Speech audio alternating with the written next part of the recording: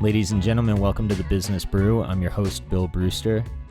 Thrilled to be joined today by Jared Kaplan, CEO of OppFi, which stands for Opportunity Finance. Some of you may know it as Opp Loans. We're going to discuss some of their businesses and what they're trying to accomplish. As a reminder, nothing in this podcast is an invitation or a solicitation to buy or sell any security. This is for entertainment purposes only. I do own shares in OppFi, and I have committed to lock myself up for a year. That was as of when Kyle Cerminara's podcast dropped, and I'm happy to do it for a year since this podcast dropped. So that's my bias, and assume that I'm doing my own due diligence as you listen to this. So, Jared, how you doing? Good, Bill. Thanks for having me on. Yeah. Well, I think you've got a really interesting product here, and we have not spoken yet. Obviously, what got me intrigued was hearing Joe Moglia's enthusiasm when he talked to Josh Brown, and I've talked to Kyle a little bit about it, and I think these guys are in this for the right reason, and I kind of wanted to have you on. But as I told you getting ready for it, I'm going to try to ask you some hard-hitting questions, and we'll try to answer some of the answers. So with that, do you want to talk about how you got to this company? Yeah, for sure. I started my career at Goldman, and I was an investment banking analyst. It was a terrific entree into the real world, working with just people that are so impressive, right? I was in the tech media and telecom group there, working with the sexiest companies in the country. And a lot of the guys that were in that group, some of them are running the bank now, the CFO, the president, they were in that group. You've got guys like Tom Lavero, who was just named to the Midas list, took Coinbase public today. Omer Ismail was in my analyst class. He was running Marcus before, now he's going over to Walmart. So, walked in every day, looked around and was like, man, I got some work to do. These people are pretty good.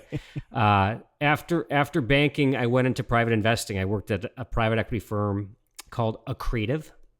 It was a bit atypical. We looked to start businesses from the ground up.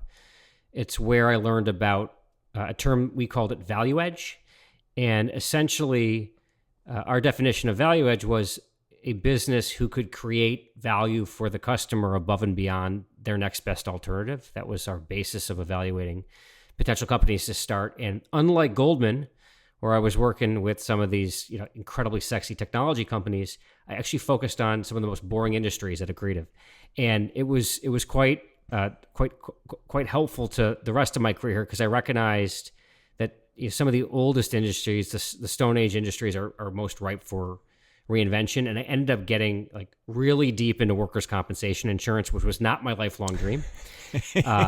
And through that process, recognized that when you went to Google, no one was bidding on the keyword terms for workers' compensation insurance except for lawyers looking to defend claimants. And that was the kernel of an idea that I worked on with our founding partner, Michael Klein, to start a company called Insurion, which was InsurTech before we knew what InsurTech was. It was an online insurance agency for freelance businesses. And the idea was to procure them business insurance in a streamlined fashion. The brick and mortar agents wanted nothing to do with these small businesses. They made money on commission, which is a percentage of the premium that they would place. And so it was misaligned. The risk profile of the business often got insurance that was not in line with their risk profile. And so we started this business. And long story short, we hired a CEO, and he said, well, if you believe in it so much, you'll come join me as my number two. And that's what got me into the operating world, which was an easy decision because that thing was my baby. And over 4 years, we built it up to the fastest growing insurance agency in property and casualty insurance. And I learned a couple of things. I learned mobile acquisition. I learned the importance of delivering really profitable loss experience to balance sheets, how to build proprietary technology, and how to deliver exceptional customer service. And then the Schwartz family came knocking. The Schwartz family is a storied family in Chicago. Ted Schwartz is the family patriarch. He had built a business called APAC, Customer Services. It was a traditional call center business. It was focused on pharmacy benefit managers. They took it public in the mid-90s, sold it to JP Morgan's private equity group in 2011. that seeded the family office, and his son Todd had founded OppFi. He had seen after the Great Recession all of this capital dry up from the middle income consumer, and access to credit really didn't exist. And he saw the markets of last resort as being really poor options for this consumer. And he said, I could do something better than that. And so they stood up the business. It had about $8 million of revenue, about 15 people at the time. He had hired the smartest guy in non-prime credit, who's still with us, a guy named Chris McKay, to build out the credit philosophy. His dad's business was known for exceptional customer service. He had infused that customer service philosophy, and he said, okay, let's grow it. Let's grow it profitably, but whatever you do, don't screw up the credit and don't screw up the customer service.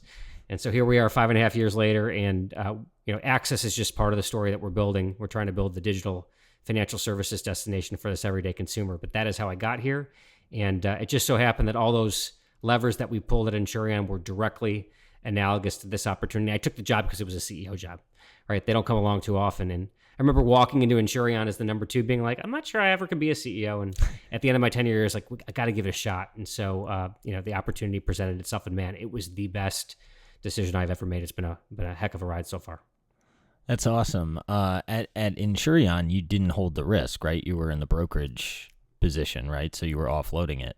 Yeah. So we didn't hold the risk. We were paid certainly for the experience that we delivered. We made money with some contingent commissions that were driven by the profitability of the book.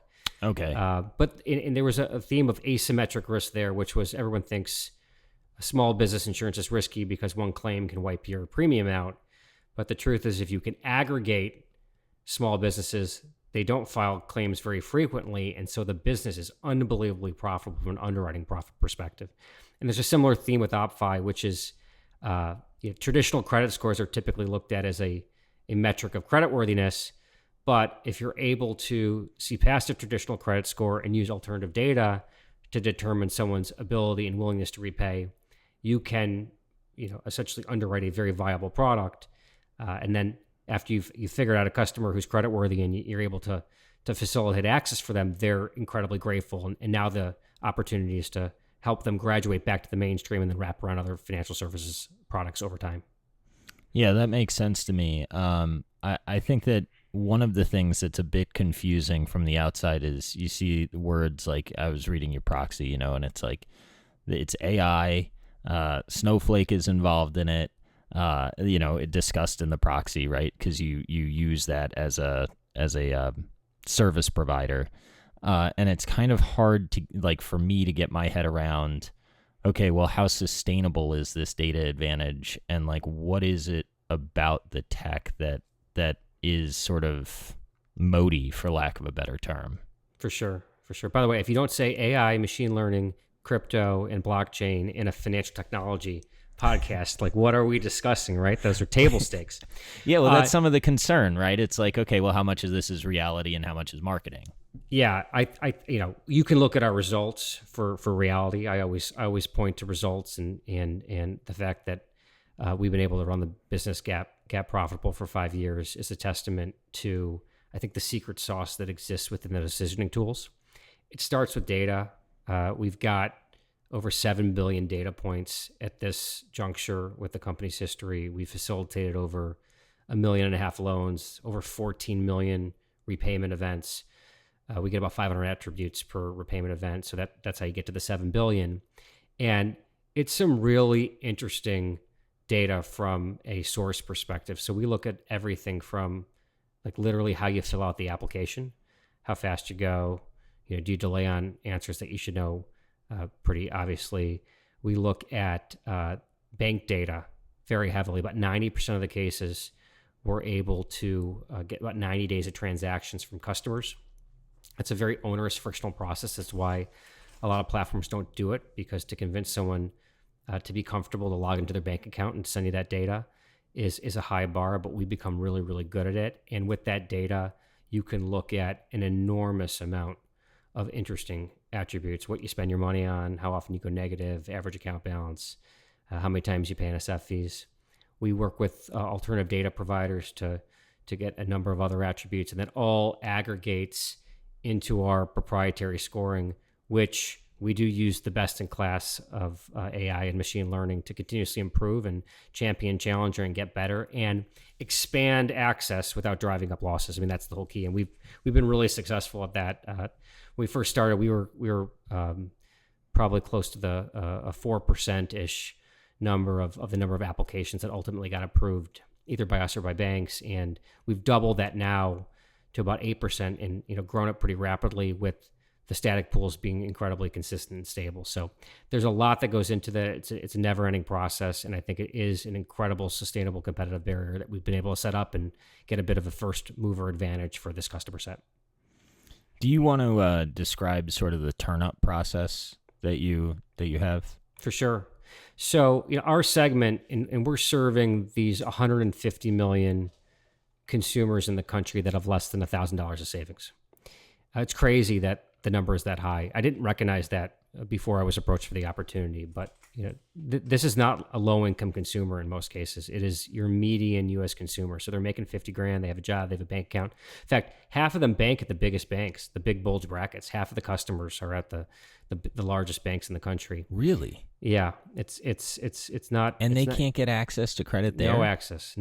But, we had this debate internally way back in the day because we wanted to make sure that we've got all these fancy tools and the process, 80% of the time the customer's on their mobile phone. It only takes about 5 minutes. We instantly decision 75% of the time. It's so slick. And here's someone whose car just broke down. They need to get that car fixed so they can get to work tomorrow. And they walk into their bank and they're laughed out of the bank, literally laughed out of the bank. And then they go online, maybe they find some other, near prime platforms and they're declined. And then they find us and we're able to facilitate that access. But we wanted to make sure that we check the market first because we don't want to build a business where just because we're fast and the process is relatively simple, that someone in a really difficult situation feels like this is the best available product for them. So we set up a bit of an aggregator on the front of the process. And when you come to us from a non-choice platform, we say to the consumer, hey, would you like us to do a diligent search on your behalf? Fastly. What does that mean? Sorry, non-choice. What does that mean? Meaning, like, if you come from a lending tree or a Credit Karma where they're already providing some of that process for you, we won't take you through what we call the turn-up process. But for about half the business that doesn't originate from those platforms, we're saying to the consumer, hey, you found us through search engine optimization, or maybe you were referred to us by a customer, or, we email marketed you, or we do a small amount of direct mail. Half the business comes to us from sources that are non-choice. Let's go do that diligent search on your behalf. We'll go look for a sub 36% APR product, essentially. We go out to about 15 of those platforms. 90% of the time, everyone says no, 9-0. And about 10% of the time, they'll provide an offer, but only 10% of those offers end up closing a loan. So it's really only about 1% of the apps that actually find a better home. And that's important, right? Because we want to be able to provide that service to the extent it exists, but it also shows that access doesn't exist for this consumer. They're completely locked out of what most would consider mainstream credit. And so then we're able to work with bank partners to use all those alternative data underwriting technologies to figure out whether you have the willingness and the ability to repay. And the products are structured in a way that you rebuild credit. Now we try to graduate you back to the mainstream. But the turn-up process is critical. And I remember having conversations internally when we set that up was, are we going to cannibalize the business? Yeah. We're like, if we cannibalize the business, amazing. I'll go home and do something else, right? No one's looking to build a business that is just because you're fast and easy, a customer's choosing your product, that is going to be more expensive. But that proves it with the data and really sets out a terrific customer service experience so that they feel like that we've got their best interest at heart. Yeah, I mean, I think, the tough thing that I have, or the pushback that I have heard, when I talk to people about the product is they're like, well, look at the APRs, right? That how is this not, the word that comes up a lot is predatory. And one of the things that I've started to understand a little bit through some of your footnotes in the proxy is what the break even is on smaller size loans. But viscerally, that kind of an APR is a little bit shocking. And to think that the median consumer is paying that there's something that feels wrong about that. I'm not saying that it is or it isn't, but it's like a shame that that's going on. So I know that part of OppFi is OppU, and the thing that I have had some conflict in my head, and that you alluded to, is, well, where are the incentives here? Because if the customer is trained up, aren't they getting off the platform or out of the OppFi products, and isn't that against OppFi's incentives? So how do you think through like helping a consumer rebuild their credit and trying to drive down the interest rate that they're ultimately paying without just kind of sending them out of your, right? You don't want to be like a training ground to give banks new customers, right? So how are you thinking about that long term? Yeah, well, let's start with the first couple of points about just like the headline APR and the reaction to that from a customer versus a non-customer, right? Like our customers talk about how affordable and how fair and how transparent the product is versus the markets of last resort, right? That's their reaction. And I always tell people that aren't customers, by the way, it's not what I say, it's what they say. And they tell the story much better than I ever could. And go to the Better Business Bureau or Google or LendingTree and read what they say, right? It's really amazing. We've got these fantastic customer sat rankings, and it's because of that situation I described earlier, which is, you're laughed out of your bank and you're declined 20 times, and finally someone could see past that traditional credit score to say yes to you. APR is obviously an annualized rate that is supposedly supposed to be used to compare products evenly. It doesn't really work that way in consumer finance. A lot of people don't recognize, right? The way you calculate APR on a credit card product excludes fees. Lease-to-own products don't have APRs. These products really aren't meant to be long-term products. Like the average loan on the platform today, it's contractually 11 months, but it turns over every 4.5 months. So there's lots of important data points there. Structure of the products is super important, right? All the products on the platform amortize like a mortgage. There are no fees, right? There's no prepayment penalties or origination fees or late fees or NSF fees. It could not be more transparent. And if there's reporting to the credit bureaus, if you're having difficulty paying, we work with you in every which way. If you're willing to pay, we'll figure out a way to make that work. So there's lots of product design that is also critical to what we're doing. And what you have seen here recently is the big banking regulators, the OCC, the FDIC, and the Fed, have come out and said, hey, access doesn't exist. We need more banks into this space. And the Fed put out a great study that basically said triple-digit APRs are required to break even on small dollar products. So although the headline to a non-customer looks incredibly high, when you break it down and you look at like true cost of credit and what the customer is paying, it ends up being much more fair. And on a per loan basis, our true cost of credit is like 35%. And it's just the way that the customer is using the product. So that's kind of pricing and how you think about that. Graduation's critical. The company that will win this space is a company that will not make financial impact and social impact mutually exclusive. That's critical. And I think we've done a fantastic job at access and proving that we're able to facilitate best available products for customers who are essentially locked out of the mainstream, these 150 million customers. And then now we've started to really focus on graduation and how do we get you back to a mainstream product and longer term build savings, and then after that build wealth, right? That's the vision in building this digital financial services destination for this everyday consumer. So that starts with Salary Tap, which is a product that we are in beta with right now. Salary Tap's an installment loan, but it's repaid through payroll deduction, which is a really cool technology.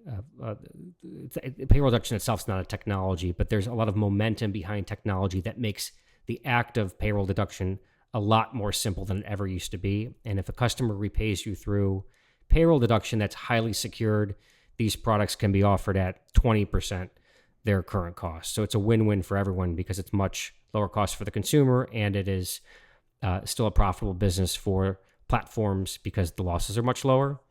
And then we've got the OppFi credit card launching in the early second half of this year, and that's a perfect graduation product. It's a mainstream credit card.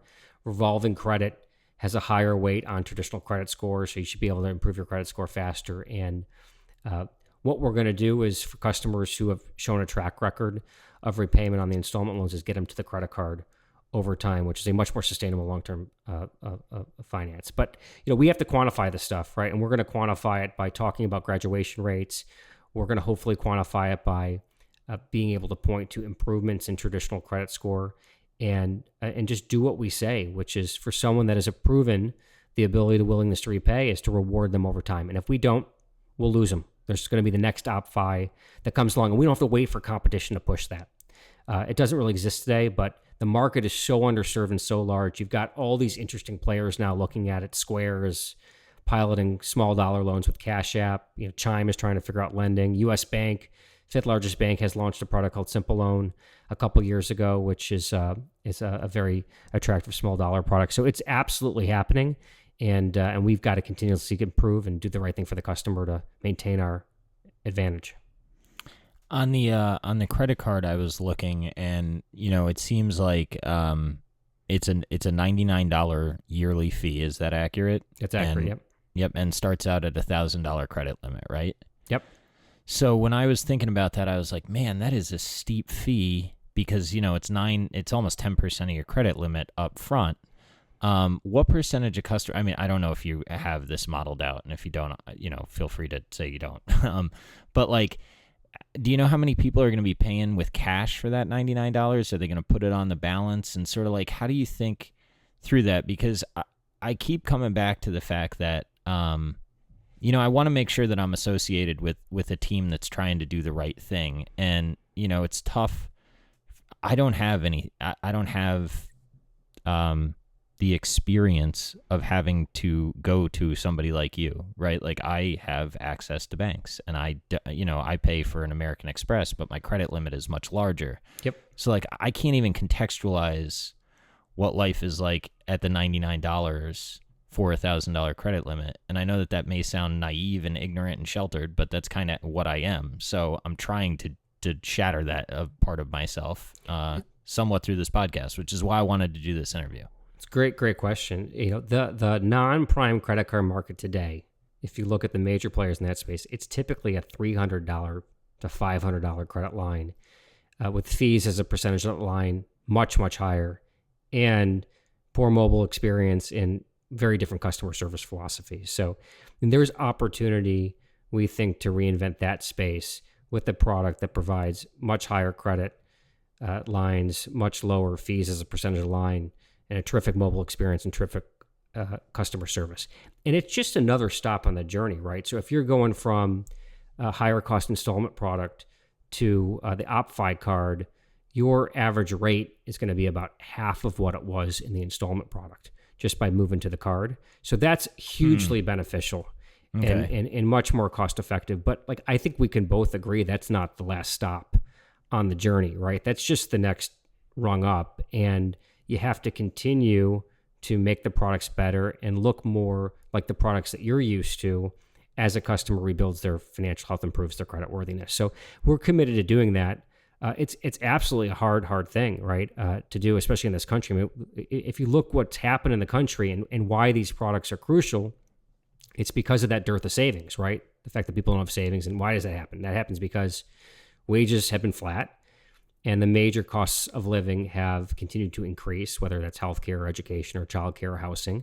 And so, our customers on average have a couple $100s in their bank account on a good day. And if something strikes that is unexpected and you don't have the savings and you have to access money somewhere, you have to borrow, right? So it's all about, in the products, even the initial entry product, I mean, the OppLoans product historically is a vastly superior product to the markets of last resort, to payday loans and to auto title loans and to bank overdraft and tribal lending platforms and unregulated markets, right? It's a vastly better product, and the customers will tell you that. So getting them to the OppFi card is that next step, which is a much better product than is currently available to them, and we have to continue to improve from there. Do you mind contextualizing sort of what the substitute products are? Right, you said like this is a much better product than what they otherwise would in a lender of last resort. I mean, what does that relationship look like, right? Because I just keep going back to what comes back is look at the APRs, and I can hear it. It's like, oh, well, that's a ex Goldman guy, CEO, whatever. Like, are these guys really in it for the right reason? But talking to Kyle, I mean, he gets really passionate about this stuff, and I believe that you guys really are. I don't think it's lip service. So I think contextualizing some of why it's just like these rates are justified, I just think is important. Because it's easy to sort of not understand if you don't have a sense of the alternatives. Yeah, I mean, a traditional payday product is going to be, a couple $100. It's going to be 300 to 500% APR. It doesn't amortize. It's typically single pay. There can be fees attached to it, right? There's no ability to repay calculation. There's no reporting to the credit bureaus. All of the pieces that we have built in installment product really don't exist in those markets, and at the same time, there are ways to structure those products, I think, in healthy manners for the customers that don't qualify for the products on our platform. But, everything we just said for our products, right, they're longer term, they are higher dollar amount, they're lower cost, they amortize, there are no hidden fees, there is credit building, there is, this willingness to work with the borrower who runs into issues.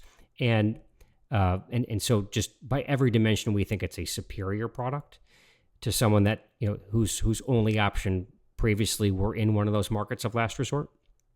And that's what they say, right? They talk about the fact that it is much more affordable and fair, and the payments are much more reasonable, and they can rebuild credit, and they're so thankful that they found us, and so on and so forth. And you talk about, like, the who's got the most credibility in are you doing what you say you're doing? I mean, ultimately it is the customer, right? It is the customer that will tell you, hey, like, this is a much better option than what I had to. Or, it's someone that used to have access to a near prime product, right? That used to have access to a near prime product.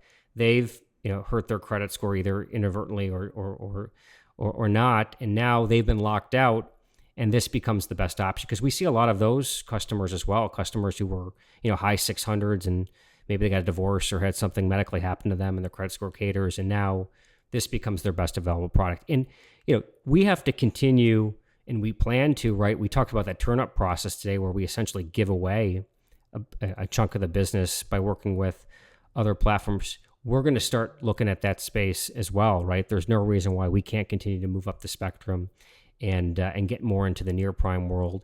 And that's a great way to continue to expand the market that we're going after, and also to reward borrowers who are performing. As you get more data and more relationships, are you thinking at all about trying to drive down the APR? Because it seems to me as though your cost of acquisition would go down, the graduation would go, as people get educated, your default rate would go down. Is it possible, or are you thinking at all about, I'm not saying next year, but like 10 years down the road, how efficient are we trying to get with these interest rates? Absolutely. Absolutely, you have to give it back to the customer. The banks that we work with have been great about that, right? We talked about no NSF fees, right? That's a recent change that they made as we turn the calendar year this year to eliminate those fees from the product. Ultimately, it's their decision what the pricing is, but they work very closely with us into how the product should be priced. They have agreed to reward borrowers who are repaying over time. And I think if you look at the way that we've projected the business, margins are flat for a reason. Right? Margins are flat because as we continually drive operational leverage and the technology and the product gets better, we should be all giving that back to the customer in the form of better product design, both in pricing and in structure, and in the form of lower margin, lower cost products that enable them to graduate back to the mainstream. And we get a report on this stuff. I mean, I get the question, I think, in most institutional investor meetings about social impact and ESG. Like it is just such important. These are very important topics for most institutional investors these days, and retail investors. And so, being able to report on some of these metrics and graduation rates and how the pricing is changing over time, I think is going to be critically important to proving that we're doing the right thing. Yeah, I mean, it's funny. Like when I thought of interviewing you, I was almost like, man, do I really want to have a lending platform that has these kind of APRs, but the more I dig, I mean, so here's a question. How's your NPS calculated? Because how are you guys so much higher than Apple? Like, that's something that seems hard to even fathom, why your NPS score is so high. And here, again, like, part of me thinks some of what I think is elitist, and I don't know if you listen to the pod. If you don't, you should start. It's great. But I had a conversation with Tyrone V and I don't know, he really reframed the way that I think about a lot of this stuff. And I don't think I even would be open to this entity if it wasn't for that conversation. But there's only so long that you can hear something or have a meaningful conversation with somebody before something cracks. And I just realized that a lot of my life is filtered through a bubble that not, many people see the world through. And then I started thinking about, like, who are your actual customers, right? And I think it's a lot more average Americans than people might think.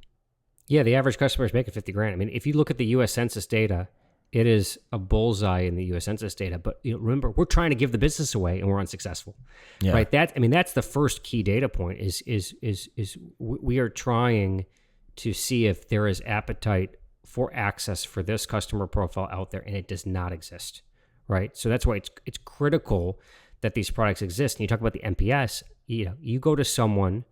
We talked about the car breakdown situation. Maybe it's an unexpected medical expense. Maybe you have to get a laptop for your kid who's in virtual school.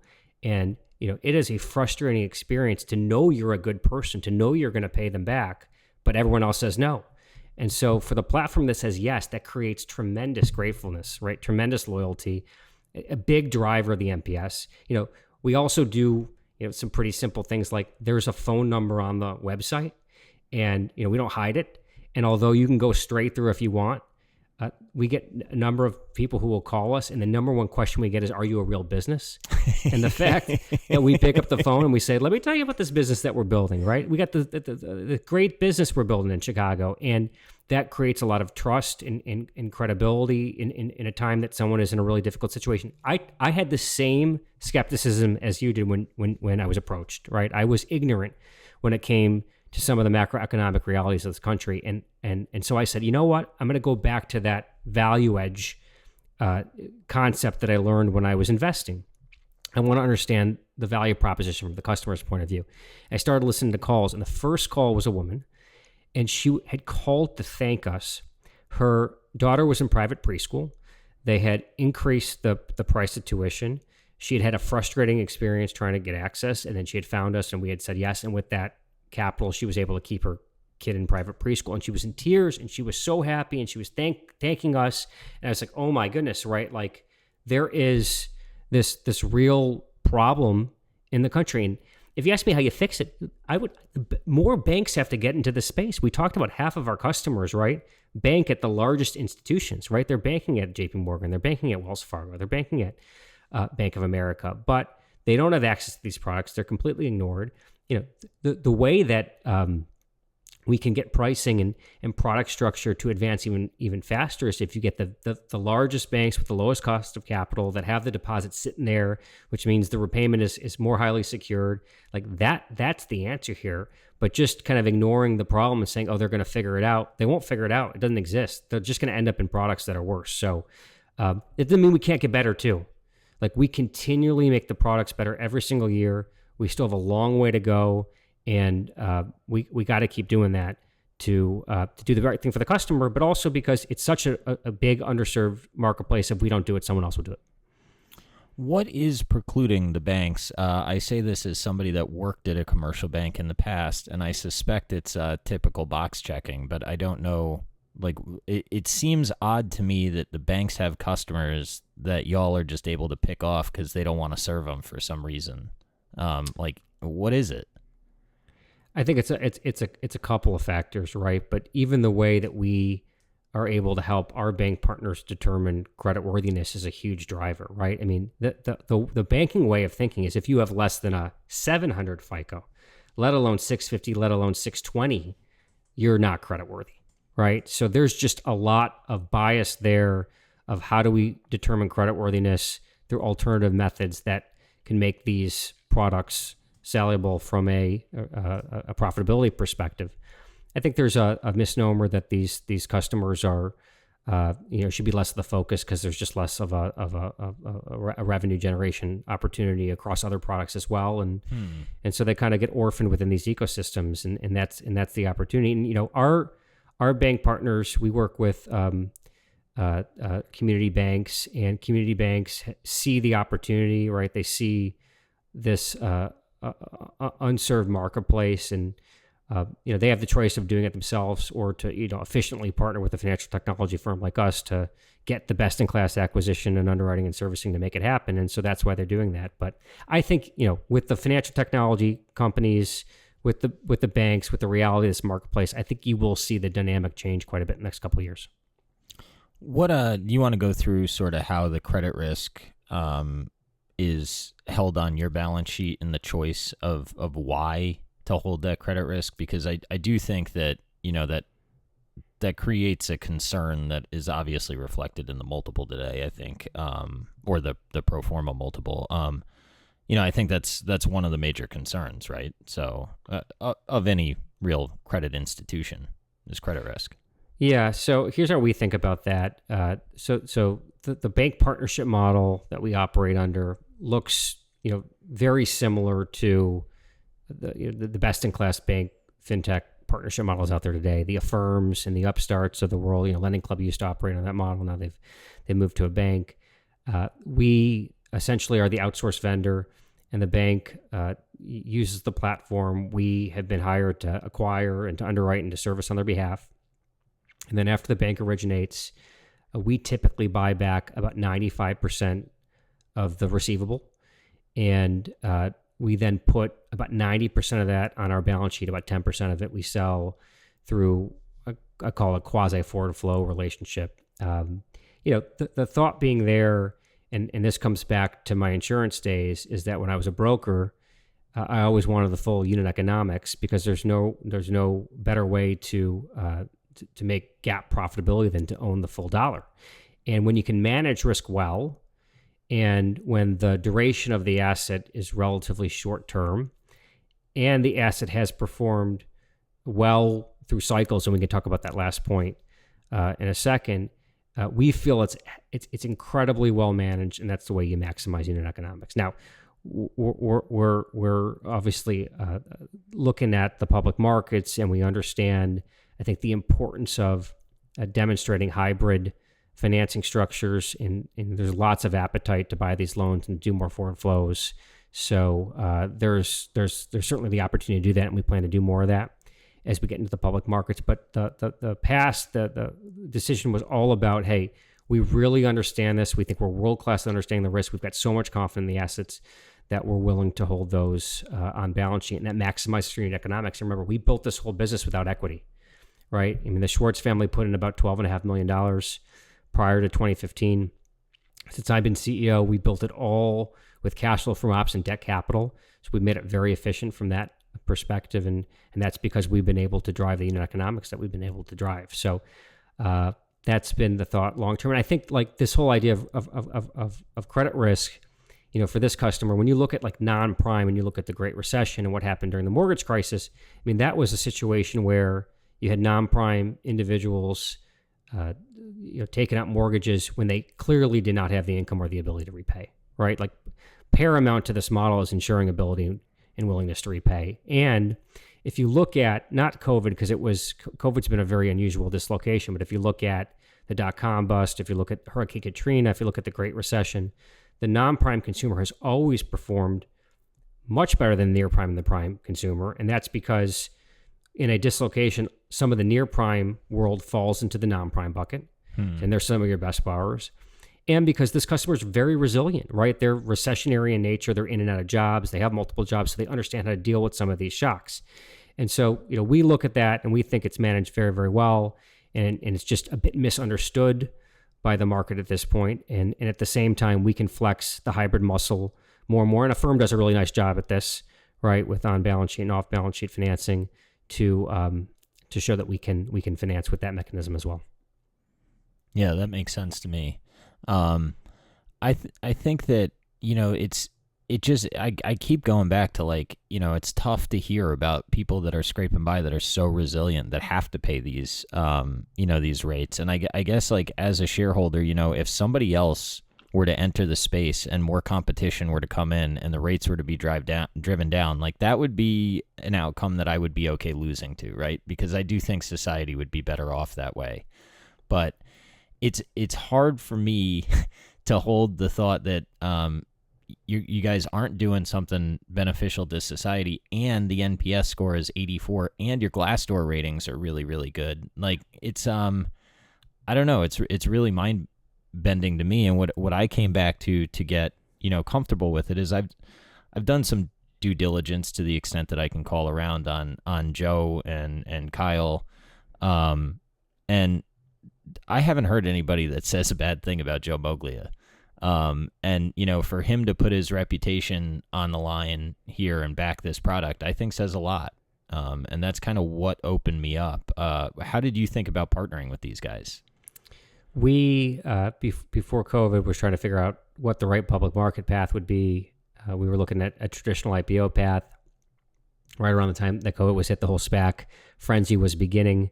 We put our heads down and we operated for about 90 days just to understand what the COVID environment was going to look like.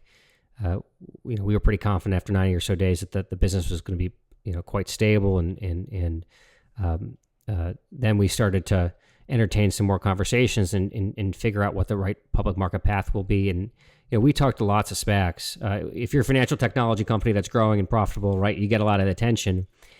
And we were really intrigued with FG because there was just great alignment with Joe, not only being like this unbelievable leader, whether it's business or sports oriented, right? His background is one that really understands the product. Just he grew up from humble beginnings.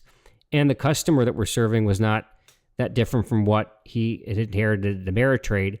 And he brings with him tremendous credibility and mentorship for me personally. And so it was just a really great partnership, right? And really, really great. And Kyle is amazing, and Larry is amazing, and the whole team.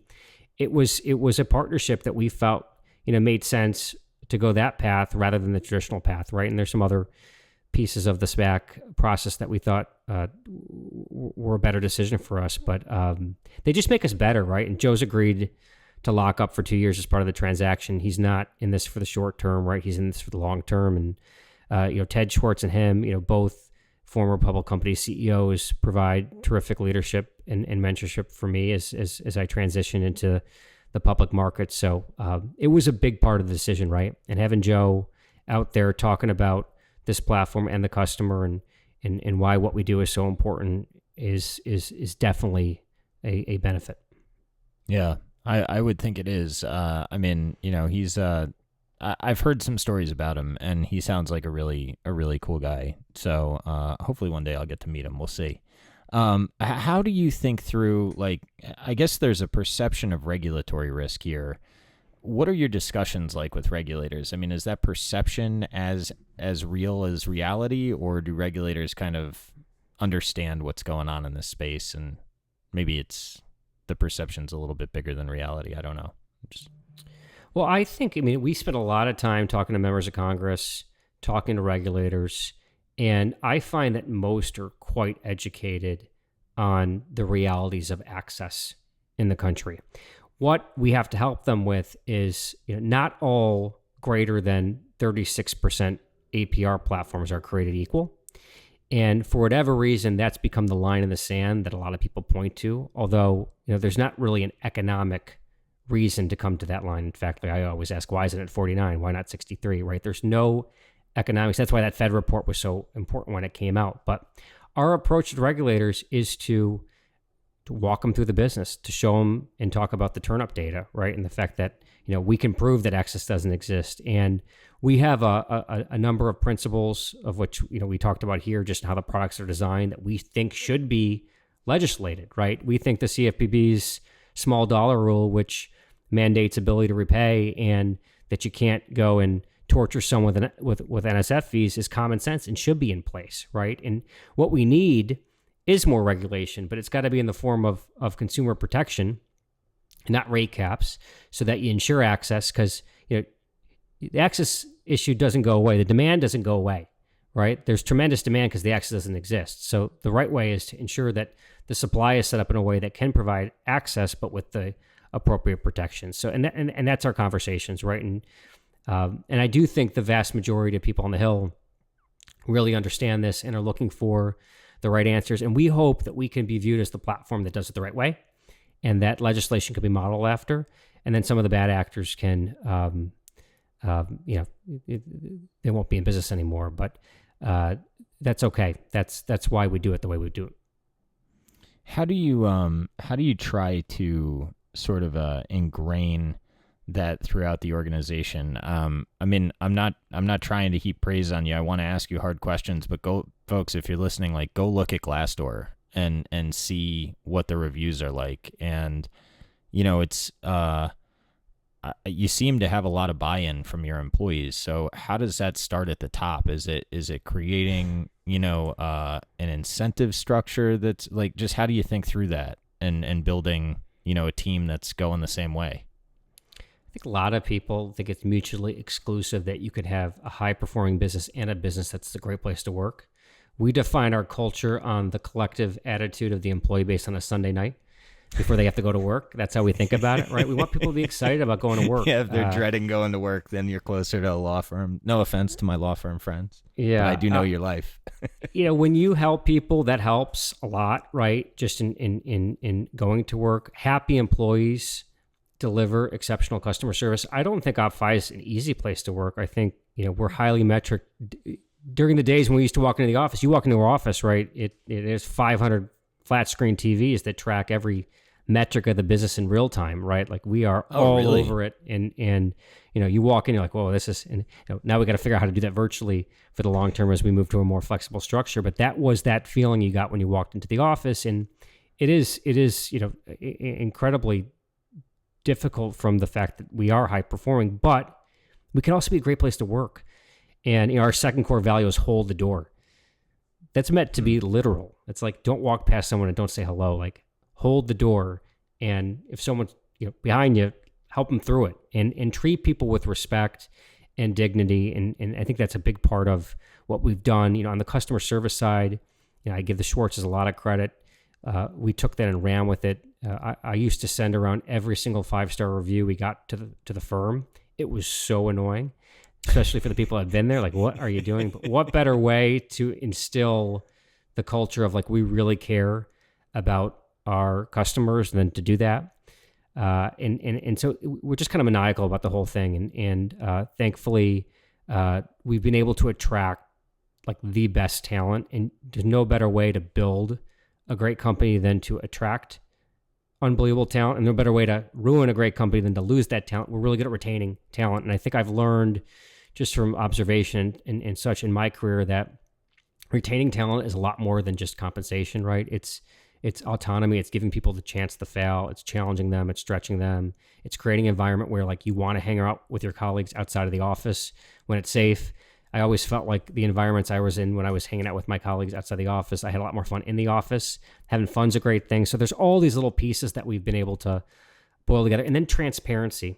I've screwed up a bunch of times. First time CEO, make a bunch of mistakes, but I think people give me a break because I think my superpower is, like, I'm always willing to admit when I was wrong. It does not bother me at all. And I'm very convicted, right? Like, I come at things with a lot of confidence, a lot of conviction.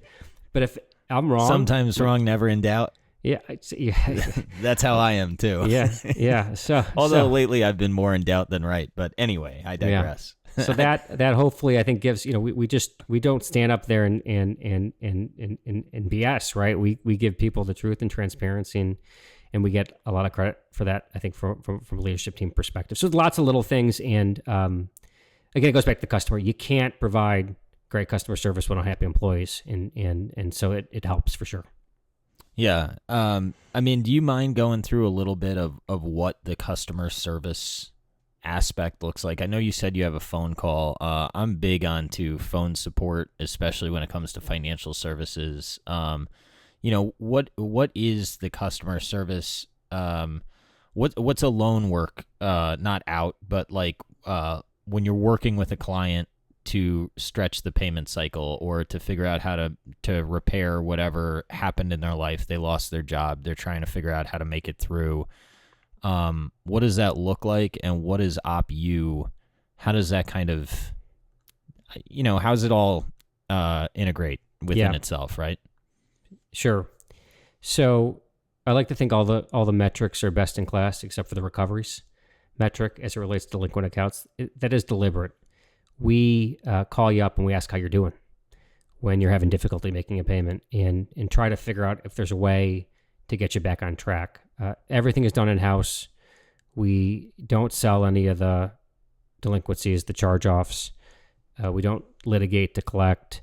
We're here to work with you. That was a strategic decision, not to harass people that don't have money to pay, to hope they pay over time because they have the willingness to repay. It's getting it right up front. And, if you harass someone that's got a couple $100s in their bank account to pay, it's never going to work out for you. And we just didn't want to build that type of business. So that's been the thought process there. OppU is our platform, whether you're a customer or not, for financial educational literacy. It talks about how to best manage your money and has a number of modules that takes you through that curriculum.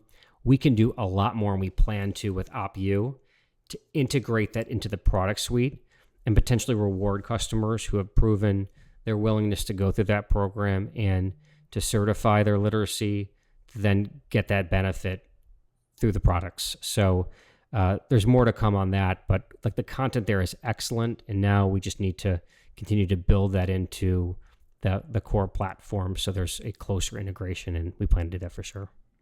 Do you ever like monitor how many customers are engaging with OppU and like whether or not that helps charge-offs? I would think that there's some correlation between people that are reading financial education and lower credit losses, but yeah, we're going through that process right now. There's no question, and we think the data will show that those that are engaged in improving their financial health, self-directed, are going to be great customers. So that's why we think there's a big opportunity there. And as you think about this digital financial service platform, right, there is that opportunity for an advisory type role that can be heavily technologically enabled to help people make the right decisions and help them think about what the right products are for whatever they're facing, long term or short term, and connect that into the education piece of this. That's critical. Yeah, I would think it would be. I don't know. I just hope that they do get repaired and I think I've said it a couple times. The reason I'm okay being long this and publicly long it when, I do think that there's a perception problem on this space, generally speaking, is I think people are in it for the right reason. So, we'll see how it all turns out, but I am hopeful. How do you think through, I guess we've already talked about it a little bit, but when you see some of these other valuations in the fintech space and they're not holding any of the credit risk, going forward, I expect that, we'll continue to hold the credit risk, but is there a tension inside about doing sort of the right thing economically versus like pleasing the market? And you're a markets guy, right? You were at Goldman, so you kind of understand what's going on. What's your focus? Like, how do you think through that?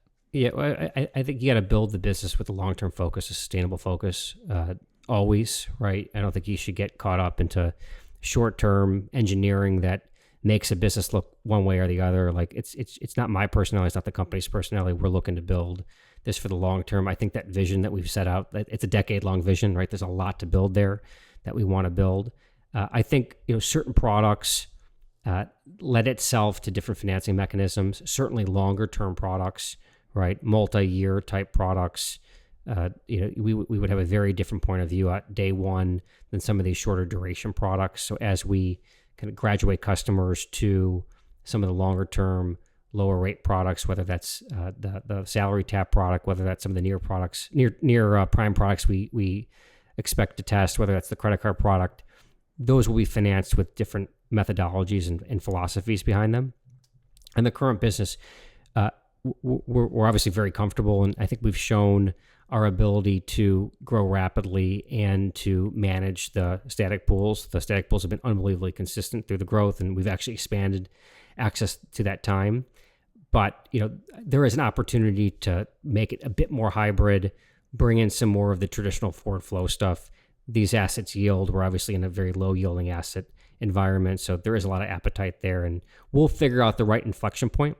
On a dollar basis, when you look at holding the receivables versus selling, you make about double the money holding it, right? So, and we've been very thoughtful. But what has really hurt companies historically is not so much that assets haven't performed. It's that you're not thoughtful about your covenants on your debt facilities, and then lenders get freaked out by an environment and they pull your financing, and it's more about the macro trend because you gave them that opportunity. And we've got great relationships across the board with our multiple debt capital providers, and have been really thoughtful about where we set those limits to ensure that there's plenty of cushion as it relates to what past dislocations look like. So we definitely understand from a market's perspective that the hybrid approach is going to be well appreciated, and we certainly expect to move more into that matter. But we also have a lot of confidence in our ability to manage the risk like we've been managing it. For those of us that got a little bit lost when you were talking about, was it static pools or static flows? Like, what are you talking about in plain English? Yeah, absolutely. We're just looking at the loss profile of the assets over time. Essentially, what percentage of the principal goes delinquent over the cohort of a vintage? Yeah, that makes sense. So, you're right if we go to the personal side of this. Please. A little bit. So what's, are you looking forward to earnings calls and managing a public company and all that? It's totally different, right? I got getting a crash course, right? We announced this thing and I have made the rounds, meeting with such high quality people as part of the process. We didn't raise hundreds of millions of dollars of venture capital, right? So our customers know us really well, but institutional investors were like, "How'd you build this company? What do you mean you didn't build any venture capital? Like, who's the sponsor?" Right? There's a lot of dialogue to kind of introduce ourselves to the public markets, and that's an ongoing process. I am looking forward to the platform.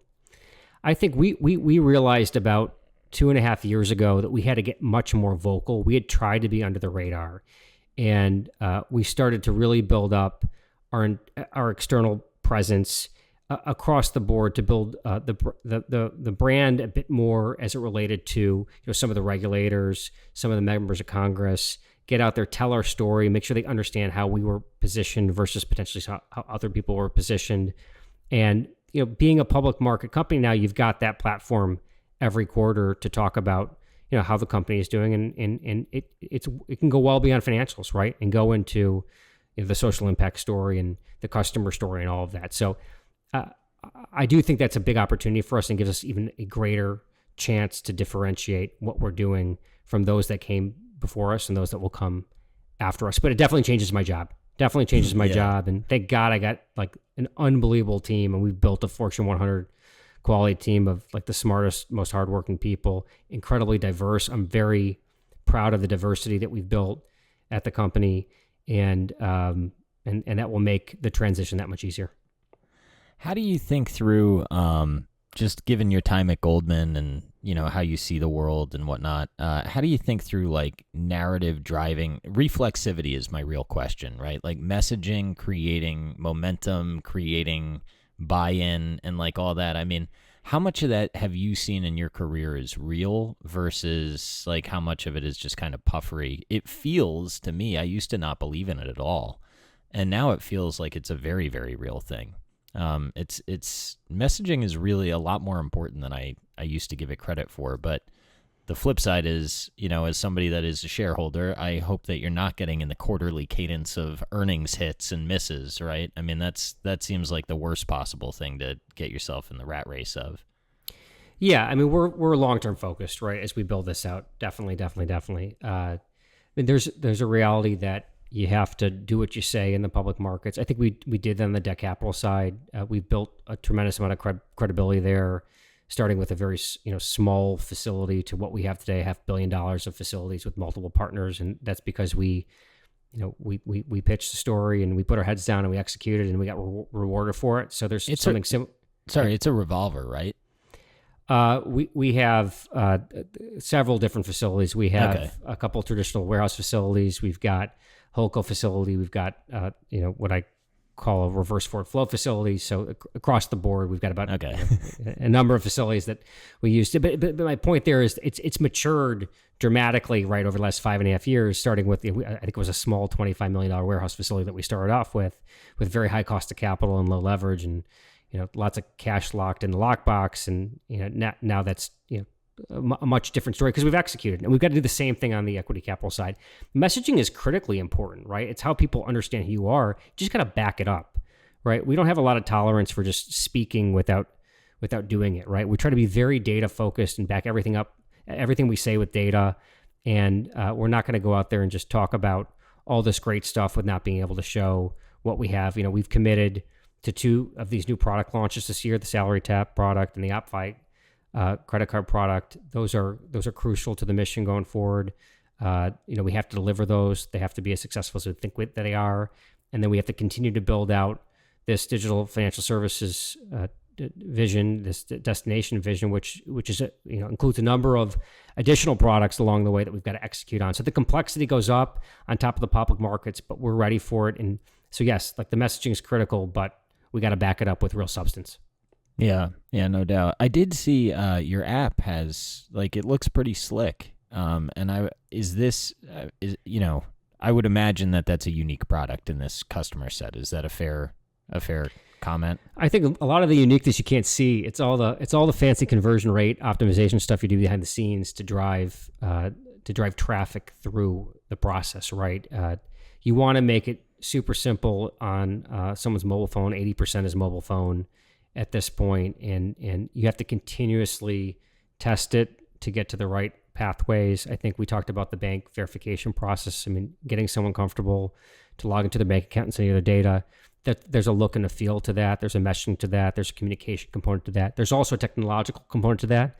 We work with 4 bank verification providers today, and we've got some really interesting technology that knows who's up with which bank in real time, so that the traffic can be routed in such a way that enables the success of the data coming back, which is really critical to making sure you make the process as frictionless as possible. So that is tried and tested, and there's still a lot of room to improve it, but we watch those conversion metrics very, very closely. Yeah. How's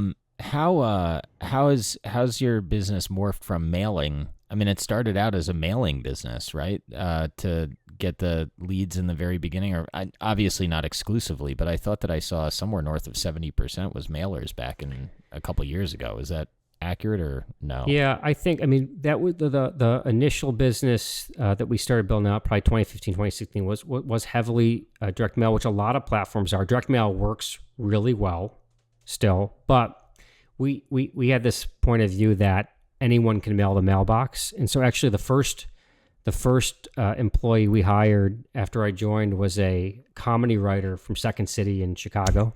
Oh yeah, because he could make things really interesting to be shared, which is a critical component of search engine optimization.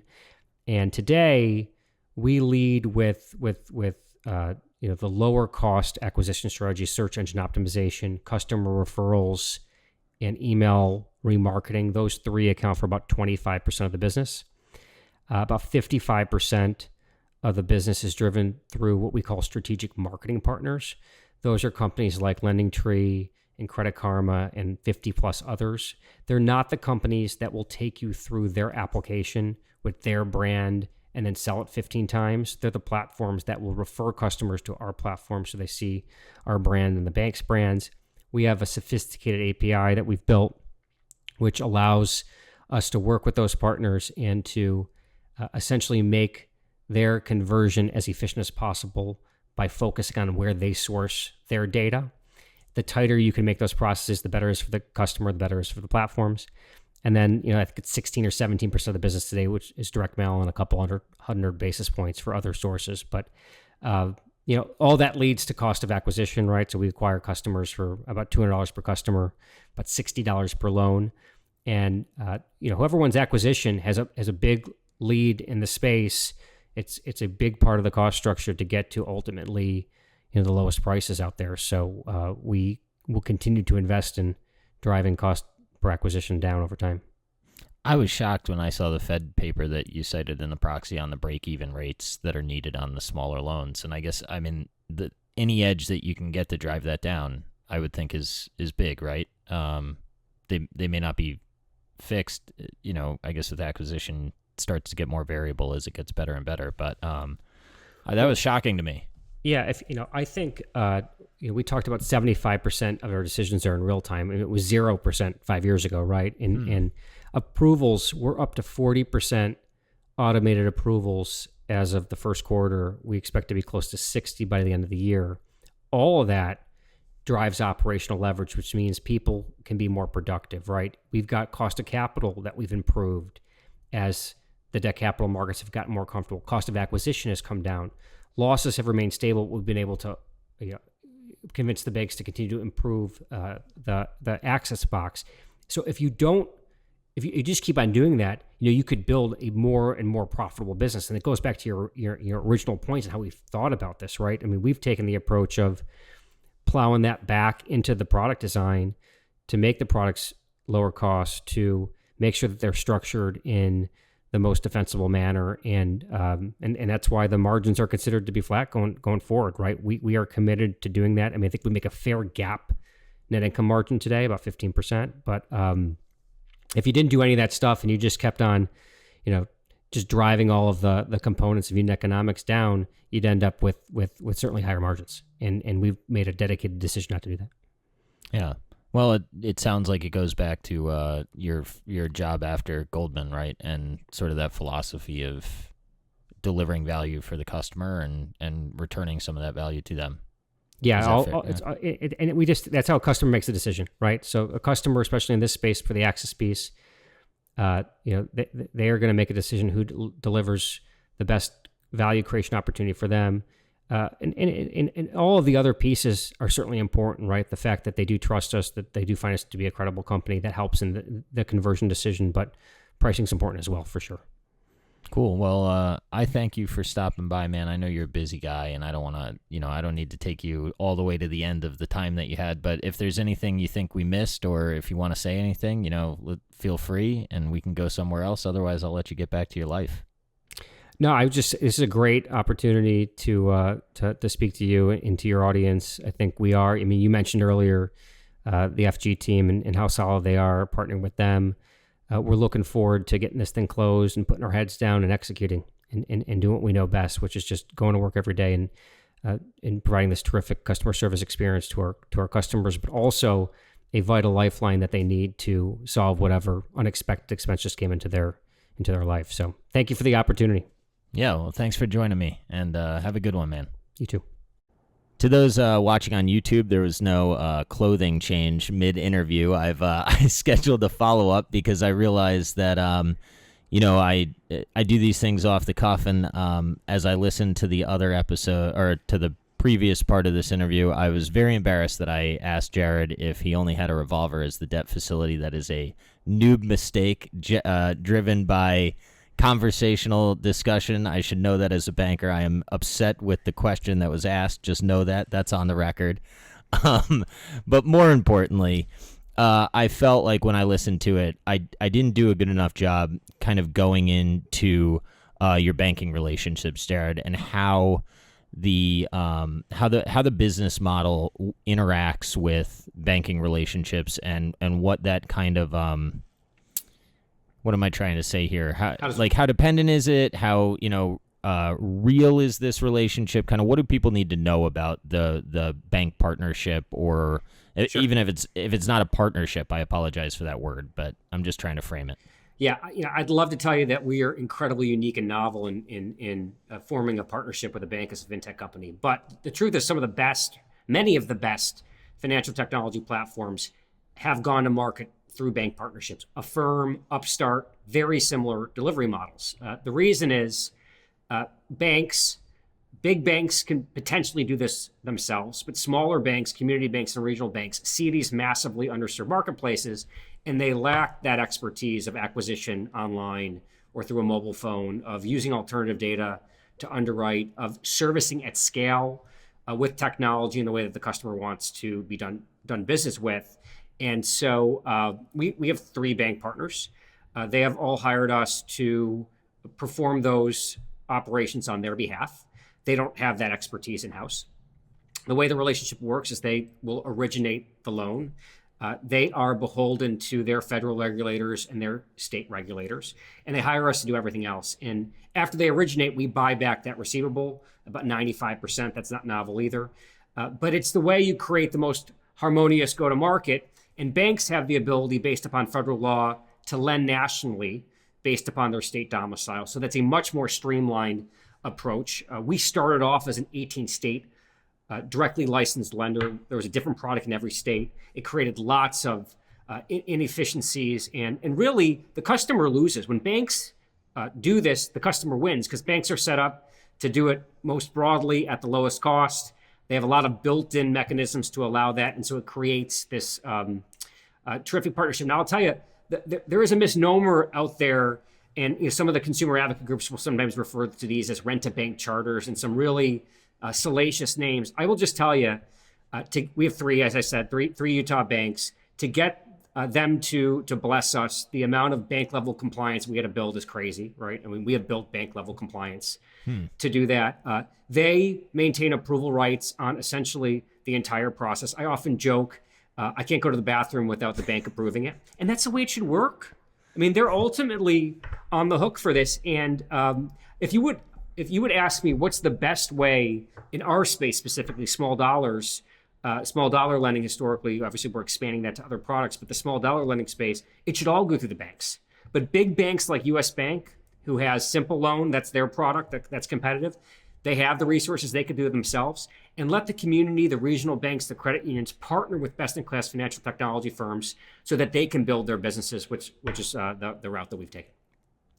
Yeah, that makes sense to me. When I see who you're competing with and the APRs, I guess that the thing that comes up for me is like this hypothetical 36% APR cap, right? And like, how are you able to offer? I guess I have 2 questions. One, how are you able to offer the products that you have? And 2, why are there different rates on some of your different products? And sort of how do you think through those things? Yeah.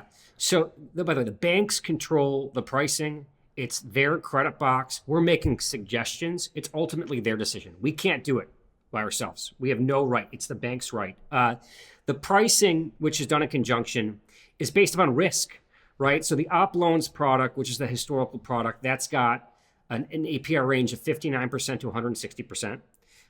And that's largely based on risk-based pricing. And then the salary tap product has a APR of 30%. And that is driven because that payroll deduction as a form of repayment is so highly secured that it can be offered by the banks at a much lower rate because the losses are much lower.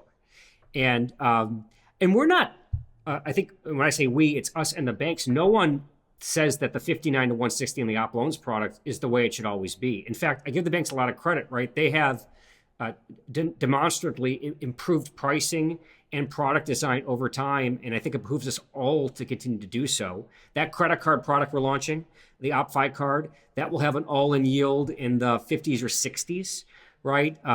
It's interesting. Credit cards all have a sub 36% APR because the fees don't go into the calculation, and we had talked about that the other time. Yeah. But, and that's the other thing with APR. It's like in consumer finance, you've got this non-apples to apples comparison. In some way, the installment, actually not in some way, in all ways, the installment loan product is by far and away the most transparent from a pricing perspective. But it's all driven by risk rating. And that Fed report that we mentioned, which showed that triple-digit interest rates are required to break even on small dollar loans, is just the reality. These products are much better than the market's last resort. It doesn't mean they can't be improved over time, but it's the customer that will tell you why they appreciate it, right? And so whatever we said the other time today, I go back to the customer and how they view it, how they view these products as a lifeline, and how it will be our challenge as a company that once we've been able to facilitate that access. Can we improve financial health? Can we graduate you to better products? Can we drive savings? Can we drive wealth? That's the decade-long vision. Someone's going to figure it out. I bet on us, but there'll be others that we're competing with for sure. Yeah, and I think that from a regulatory standpoint, if I were in your seat, I would be having those kind of conversations with regulators. And I think some of the regulatory risk and some of what I'll just say right now, right? DC and you all are in a suit. That seems to me to be part of the table stakes of being in this industry, because it is a politically it's easy to attack you guys, and I don't think that I'm saying that from a biased standpoint. I think that's reality. You operate in a space that's easy to frame as predatory, and because of that, politics are going to get involved. But I'm not trying to put words in your mouth, but I did want to at least address that there is a suit that's going on. I think that people will see it if they do some research, right? Yeah, for sure. And I'd love to be able to comment more than that.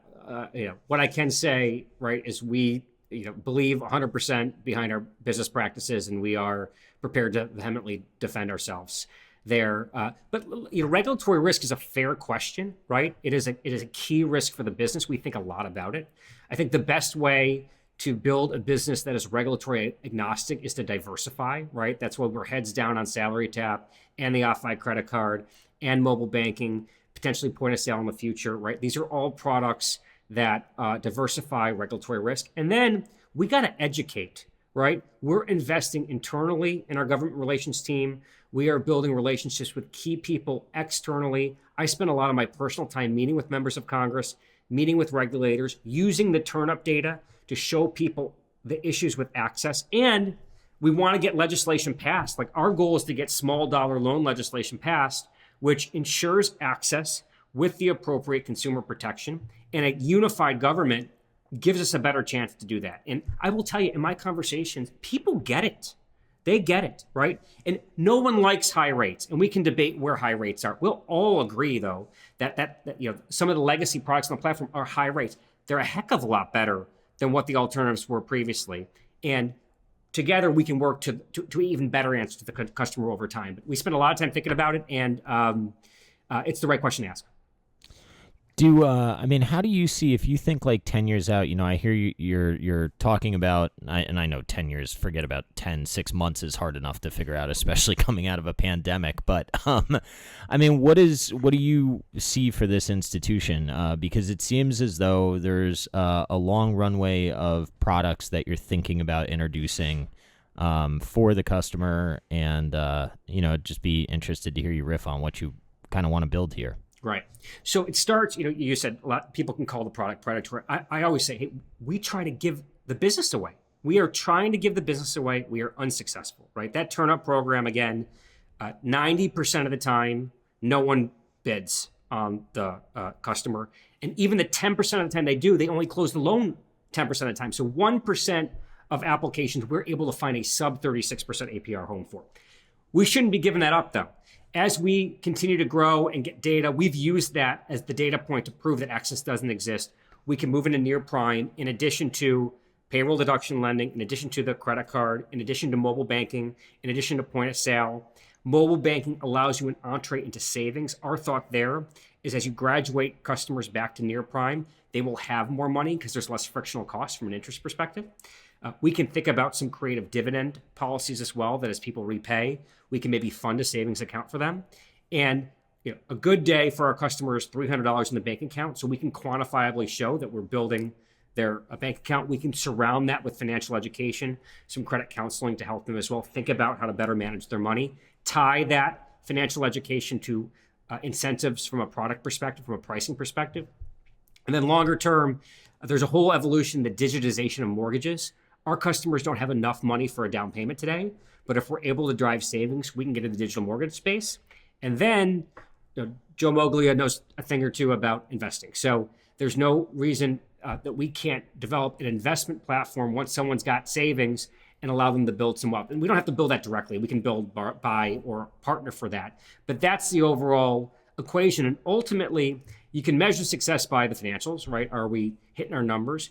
And by the social impact metrics. And very shortly here, we're coming out with our own social impact report. It's a dashboard where we lay it all bare. A lot of times people's social impact report says, I'm doing community service. Ours will show graduation rates, how often we're turning up people, what the improvement of credit scores are, what the true cost of credit looks like, and so on and so forth. So there's just, this space has so few focused on it, but that's changing, right? Even this week, there were a number of high-profile announcements of people raising money. You had One Main Financial buy Trim, which is a really interesting provider that helps you reduce bills. You had a Current, the online bank that's focused on the teen population, but talks a lot about credit building and financial education. So the theme is there. We are well-positioned to capitalize on the theme. And regardless of the regulatory framework or the products, what we're great at, what we're best in class at is acquiring this everyday consumer. And there's a lot of products that we can offer to them. Yeah, I like that. Well, I mean, man, like I said, I like the way that I perceive you all to be going about this business. And it's not the easiest thing to say that I'm long. And I said that the last time too. But at the end of the day, like, I think this product is needed, and I like the approach that I perceive y'all to be taking, and I don't think you're full of shit. So I hope that you're successful at it, and I hope that, it sounds a little bit pie in the sky, but I hope the world's a slightly better place because of the success rates. There's a lot of people that think I'm full of shit, and I say, go look at the customer reviews. Well, dude, they're all Ohio State fans. Well, hey, I don't want to go there. But I mean, it is about the customer. You can't BS with it's so easy to go online and leave a 1-star review these days. You decline me, you suck, right? Yeah. That's not what people say. It's not that every single review is but I would, our NPS score speaks for itself. Our 49 out of 5 ranking speaks for itself. Read it. Do your diligence. Better Business Bureau, Lending Tree, Google, Credit Karma, anywhere out there on the net where someone's saying something about OppFi, you make your own decision. I've never seen better reviews myself. Yeah, it is impressive, man. As is Glassdoor. Like I said, I was shocked when I saw it. One more thing that I'd like to just touch on, because I do think it's important, despite my idiocy with the revolver question. How do you think through, historically, and you had alluded to it, the access to debt capital is important in a business like this, and how do you think about, setting covenants to the extent that you're in those discussions, and just, like lining up financing in a sustainable way so that, you sort of don't get kneecapped at the wrong time? Yeah. So there are there's a whole playbook of what we do there. Ultimately, it starts with building great relationships with your lenders, and you do that by delivering on what you say, which we've been able to do. We looked at what hurt firms during dislocations in prior cycles, and it was more about how you set your covenants than it was how the business performed. There's lots of anecdotes of companies that were performing fine, but they trip a covenant, and the lender freaks out because the macro environment isn't great, and that puts you in a bad situation. So we have been really thoughtful about how we set cushions on our facilities to make sure we don't run into those issues. I think having comprehensive capital structures, different facilities, some warehouse financing, some wholesale financing, some forward flow financing, having multiple partners, making sure that the terms of those facilities are staggered. There's lots of different, I think, best-in-class practices that we've been able to do. But it starts with just delivering value for your partners, and we've done that, and we plan to continue to do so. And there's plenty of capacity out there, right? And debt cycles change year in and out. But we got $500 million today. I think we're utilized roughly 20-ish%. Don't hold me to that exact number, and plenty of capacity. And we have lots of good things on the horizon there, and many debt capital providers that are looking to provide more capital to business at lower costs of capital and more flexible terms. Yeah, I guess the problem historically, right, is at the time that there's a credit event in one of your type of businesses, the underlying bank is also adjusting all their risk ratings downward, right? Because it's not as if the credit event is just siloed. So then everybody gets a little bit worried about what loan losses are going to look like, and then you have a problem, right? Yeah, the moniker non-prime or subprime is a terrible connotation from what happened in the mortgage crisis, right? But that was all about providing mortgages to people that did not have income or did not have the ability to repay. This is completely on its head. These products are short term, right? They're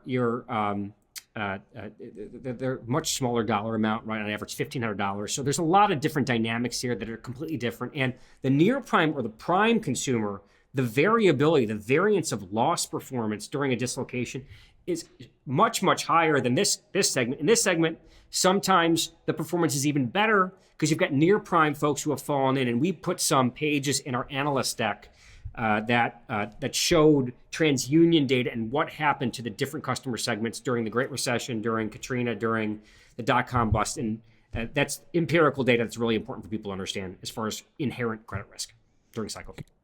Good deal. Well, if somebody listens to this and is interested, is there, a contact that they should have? I know you have IR. How should people look up your stuff, find you, and interact with the company in general?